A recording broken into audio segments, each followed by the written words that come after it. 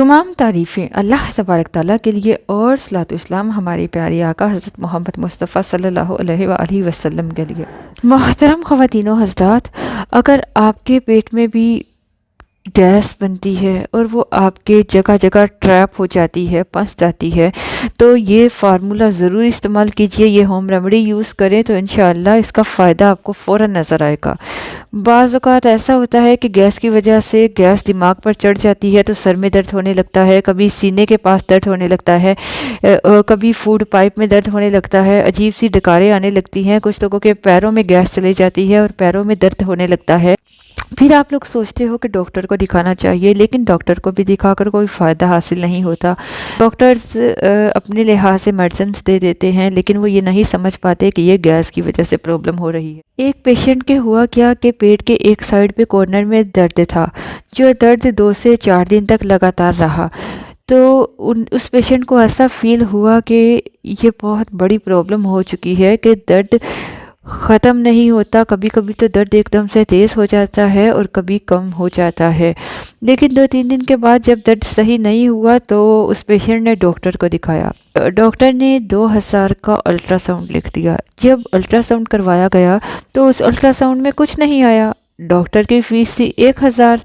2 से 3 दिन के लिए दवाइयाँ लिख दी गई। अल्ट्रासाउंड के पैसे अलग, डॉक्टर की फ़ीस अलग और दवाइयों के पास से अलग। 2 से 3 दिन तक दवाई जब खाई गई तब भी कोई फ़ायदा हासिल नहीं हुआ, तो किसी एक बड़े डॉक्टर की तरफ उस पेशेंट को रेफ़र कर दिया गया।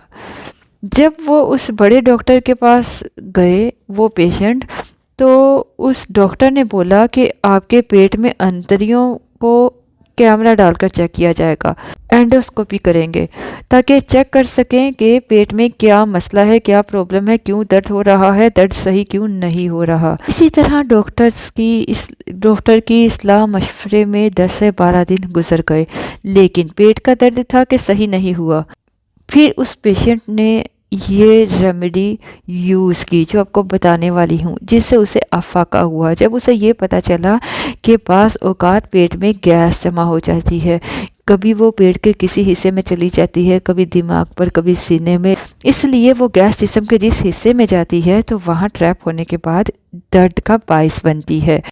तो इसी तरह उस पेशेंट के भी गैस की वजह से दर्द था।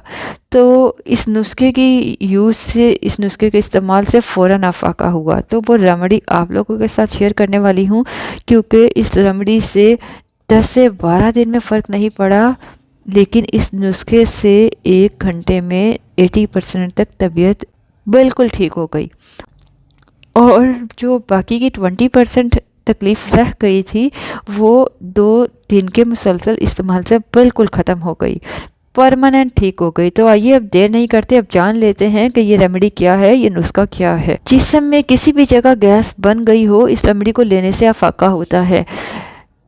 अगर आपको जिस्म के किसी भी हिस्से में दर्द होता है और ये गैस का दर्द बार बार जिस्म में होता है, कभी आता है कभी जाता है, तो इसे समझ जाइएगा कि ये गैस की कभी गैस ज़्यादा हो जाती है तो कभी गैस कम हो जाती है, तो इस वजह से दर्द में फ्लक्चुएशन आती रहती है। ठीक है, तो उस वक्त आप ये रेमेडी यूज़ कीजिए। इस रेमेडी का जो मेन इंग्रेडिएंट है वो है भुना हुआ चना। भुने हुए चने जो मार्केट में इजीली अवेलेबल होती है, तकरीबन 200 ग्राम। छिलके के बगैर ले आइए या लाकर उसका छिलका उतार दीजिए। उसके बाद दूसरी चीज़ जो आपको चाहिए होगी वो है काला नमक, आसानी से पंसार स्टोर से मिल जाता है। तीसरी चीज़ जो आपको चाहिए होगी वो है ज़ीरा, भुना हुआ ज़ीरे का पाउडर। ज़ीरे को लेकर उसको थोड़ा ड्राई रोस्ट कर लीजिए और इसका पाउडर बना लीजिए। आपको मैं बताती हूँ कि 50 ग्राम छिलकों के बगैर चने ले लीजिए, ठीक है, और उसको आप पीसकर पाउडर बना लीजिए। अगर कोई छिलका चनों में रह भी जाता है तो कोई परेशानी की बात नहीं है, आपको बस ज़्यादातर छिलकों को रिमूव करना है। छिलका अच्छे से पिसता नहीं है, वो गले में प्रॉब्लम करता है, तो इसलिए इसको निकालना ज़रूरी है। अब आपने चनों को पीसकर पाउडर बना लिया, ठीक है, बारीक सा पाउडर फाइन सा बना लीजिए। सामने स्क्रीन पर आप देख सकते हैं। अब आपको इस पाउडर में एक गिलास पानी मिला देना है और आपको इसमें चम्मच का चौथा हिस्सा काला नमक मिला लेना है या हस्ब ज़रूरत, और इसमें आधा चाय का चम्मच ज़ीरे का पाउडर मिला लीजिए। इसको आप अच्छी तरह से मिक्स कर लीजिए या आप मिक्सर में डाल के भी मिक्स कर सकते हैं। ये आपका पानी सा तैयार हो जाएगा। अगर आपको लगता है ये गाढ़ा है तो आप इसमें थोड़ा सा और पानी मिलाकर इसको अच्छी तरह से मिक्स कर लीजिए ताकि आपको पीने में आसानी रहे। इस रेमेडी को सुबह खाली पेट इस्तेमाल कर लीजिएगा। इसको सुबह खाली पेट एक गिलास पीने के बाद आपको नाश्ता तकरीबन 1 घंटा बाद करना है, ठीक है। तो इसके इस्तेमाल से इंशाल्लाह आपको बहुत फ़ायदा होगा। आपको इंशाल्लाह 1 दिन में ही आफाका नज़र आएगा, लेकिन अगर आपको फिर भी कुछ प्रॉब्लम नज़र आती है तो इसको आप 3 दिन तक यूज़ कर सकते हैं। इंशाल्लाह ये रेमेडी आपको बहुत ज़बरदस्त रिज़ल्ट देगी। इसका कोई साइड इफ़ेक्ट नहीं है, ये बिल्कुल खाने की तरह है।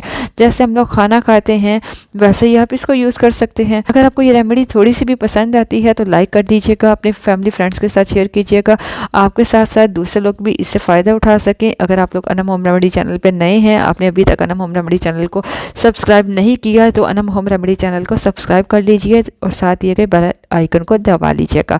इससे आपको हमारी आने वाली हर वीडियो का नोटिफिकेशन बर वक्त मिलता रहेगा। इजाज़त चाहूँगी, अल्लाह हाफ़िज़।